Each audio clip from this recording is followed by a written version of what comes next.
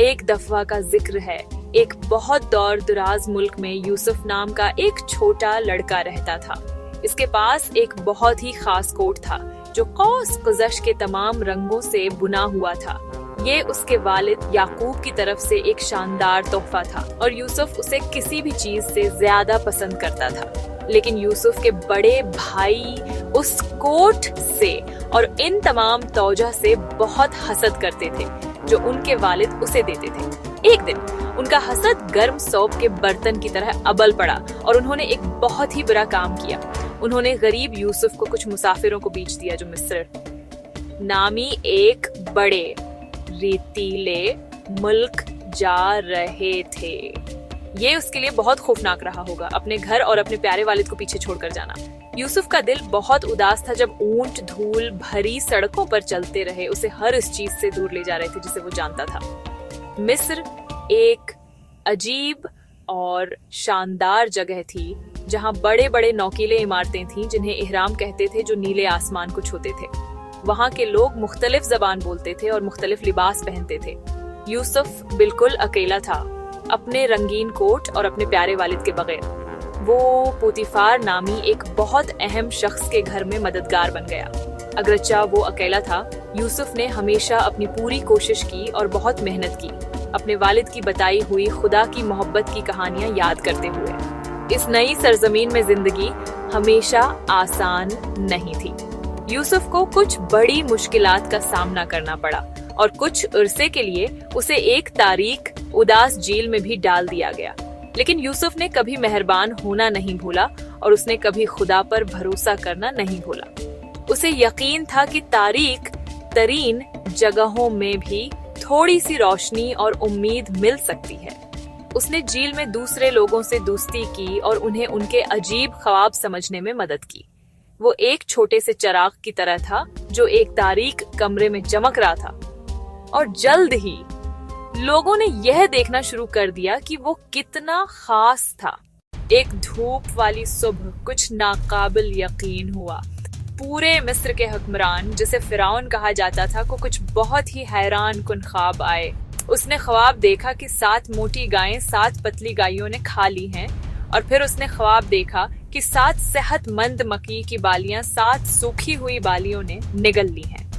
اس کے پورے محل میں کوئی بھی اسے نہیں بتا سکا کہ ان عجیب خوابوں کا کیا مطلب ہے۔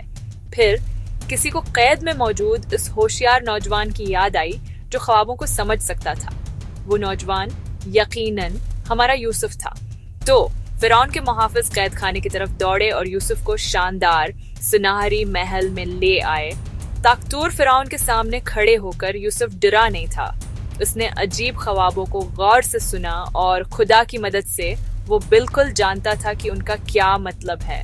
اس نے بتایا کہ مصر میں 7 سال تک شاندار وافر خوراک ہوگی، جیسے ایک بہت بڑی پکنک جو کبھی ختم نہیں ہوتی، لیکن اس کے بعد 7 سال تک شدید قحط پڑے گا جہاں بالکل بھی خوراک نہیں اگے گی۔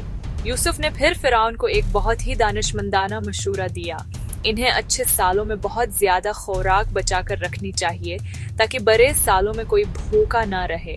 فرعون یوسف کی دانشمندی سے بہت متاثر ہوا۔ فرعون جانتا تھا کہ یوسف اس انتہائی اہم کام کے لیے بہترین شخص ہے، تو اس نے کچھ حیرت انگیز کیا۔ اس نے یوسف کو پورے مصر کا دوسرا سب سے طاقتور آدمی بنا دیا۔ اس نے اسے اپنی گردن میں پہننے کے لیے ایک خوبصورت سونے کی زنجیر اور سواری کے لیے ایک شاندار رتھ دیا۔ یوسف ایک ہی دن میں ایک تاریک کوٹھڑی کے قیدی سے ایک روشن محل کا شہزادہ بن گیا۔ یہ ایک شاندار تبدیلی تھی جو یہ دکھاتی ہے کہ جب حالات بہت خراب لگتے ہیں تب بھی کچھ حیرت انگیز بالکل قریب ہو سکتا ہے۔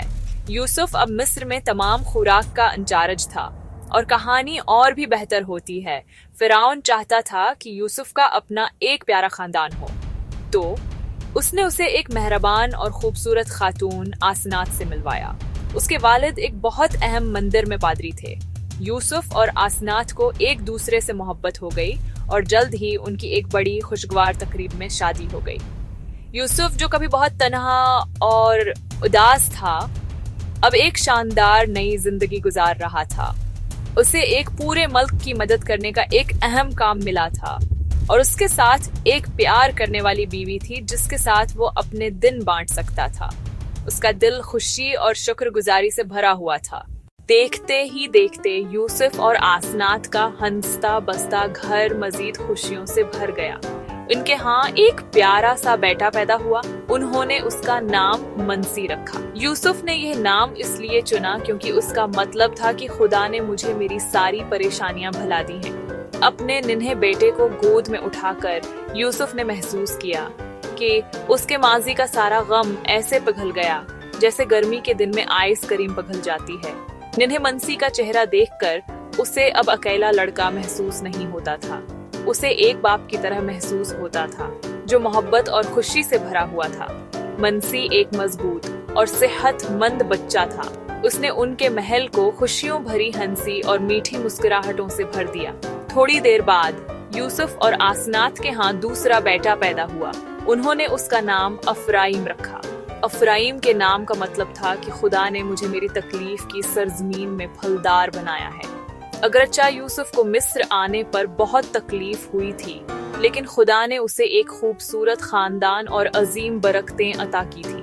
ننھا افرائیم خوشیوں کا گلدستہ تھا۔ منسی اور افرائیم بہترین دوست بن گئے۔ ان کا گھر مکمل ہو گیا، دو چھوٹے لڑکوں کے کھیلنے اور ہنسنے کی آوازوں سے بھرا ہوا۔ یوسف ایک بہترین باپ تھا۔ وہ مصر میں ایک بہت اہم حکمران بھی تھا جس کے پاس بہت سے بڑے کام تھے، لیکن وہ ہمیشہ اپنے خاندان کے لیے وقت نکالتا تھا۔ وہ اناج گننے اور کھانا ذخیرہ کرنے کے لمبے دن کے بعد گھر آتا، اور جب وہ اپنے دو چھوٹے بیٹوں کو دیکھتا تو اس کا چہرہ کھل اٹھتا۔ وہ انہیں ہوا میں اونچا اٹھاتا جس سے وہ خوشی سے چیخ اٹھتے۔ وہ انہیں کہانیاں سناتا، بالکل اسی طرح جیسے اس کے اپنے باپ یعقوب نے اسے کہانیاں سنائی تھیں۔ اس نے انہیں مہربان ہونے، محنت کرنے اور پورے دل سے خدا سے محبت کرنے کی تعلیم دی۔ آسنات ایک شاندار ماں تھی۔ انہوں نے مل کر ایک گرمجوش اور پیار بھرا گھر بنایا۔ منسی اور افرائیم محفوظ، پیار کیے جانے والے اور محبت سے بھرے ماحول میں پلے بڑھے۔ وہ اپنے باپ کی آبائی سرزمین میں نہیں بلکہ مصر کے عظیم ملک میں پلے بڑھے۔ انہوں نے مصری زبان بولنا سیکھی اور مصری بچوں کے ساتھ کھیلے۔ یوسف نے یہ بھی یقینی بنایا کہ انہیں دادا یعقوب اور پردادا اسحاق کے بارے میں معلوم ہو۔ اس نے انہیں سکھایا کہ وہ ایک بہت ہی خاص خاندان کا حصہ ہیں، ایک ایسا خاندان جسے خدا نے برکت دینے کا وعدہ کیا تھا۔ کئی سال گزر گئے، خوشحالی کے ساتھ سال آئے اور چلے گئے، بالکل ویسے ہی جیسے یوسف نے کہا تھا۔ پھر قحط شروع ہو گیا۔ پوری دنیا سے لوگ مصر میں کھانا خریدنے آئے، اور اندازہ لگائیں کون آیا؟ یوسف کے اپنے بھائی۔ انہوں نے اسے پہلے پہچانا نہیں۔ ایک لمبی جذباتی کہانی کے بعد یوسف نے خود کو ظاہر کیا۔ آنسو گرے، پھر گلے ملے۔ یوسف نے انہیں مکمل طور پر معاف کر دیا۔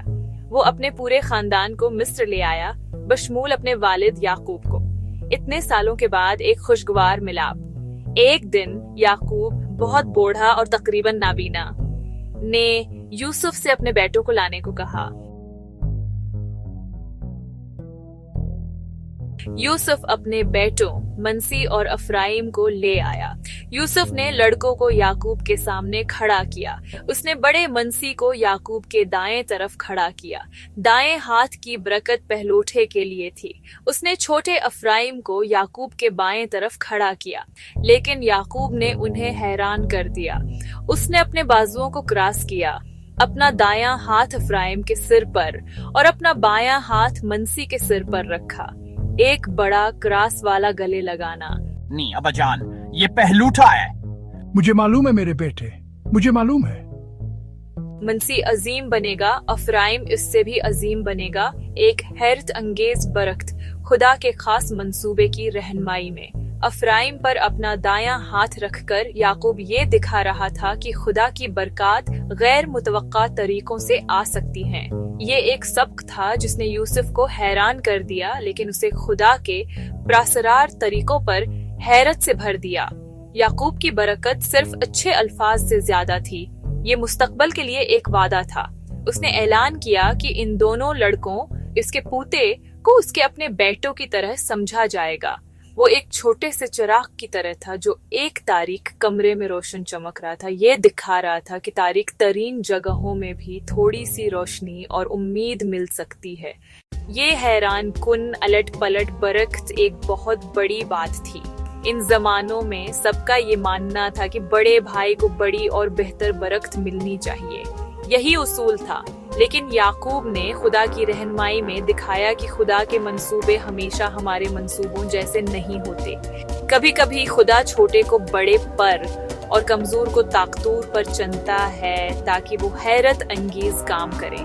इसका मतलब ये था कि मनस्सी इसराइल के अजीम खानदान में अपने कबीले का बाप बनेगा। उसका मतलब ये था कि अफराईम इसराइल के अजीम खानदान में अपने कबीले का बाप बनेगा, बिल्कुल यूसुफ के भाइयों की तरह। यूसुफ का एक कबीला होने के बजाय दो कबीले होंगे, अफराईम का कबीला और मनस्सी का कबीला। तो यूसुफ के खानदान को दोहरी बरकत मिली। खुदा ने उनके खानदान से जो शानदार विरासत का वादा किया था उसका दोहरा हिस्सा ये यूसुफ और उसके बेटों के लिए एक नाकाबिल यकीन एजाज था। अफराईम और मनस्सी की कहानी हमें खानदान के बारे में एक बहुत प्यारी बात सिखाती है। यूसुफ ने बहुत दुख झेले थे, लेकिन इसने कभी हिम्मत नहीं हारी। उसने अपने भाइयों को मुआफ कर दिया और अपने खानदान को दोबारा इकट्ठा किया, और उसकी वफादारी की वजह से खुदा ने उसे एक बार नहीं बल्कि 2 बार अपने 2 शानदार बेटों के जरिए बरकत दी। ये दिखाता है कि मोहब्बत और मुआफी सबसे बड़े दुखों को भी भर सकती है और सबसे खूबसूरत बरकतों का बायस बन सकती है। यूसुफ की अपने वालिद के लिए मोहब्बत, उसके वालिद की उसके लिए मोहब्बत इस दिन उसके बच्चों को एक बहुत ही खास तरीके से मुंतकिल हुई।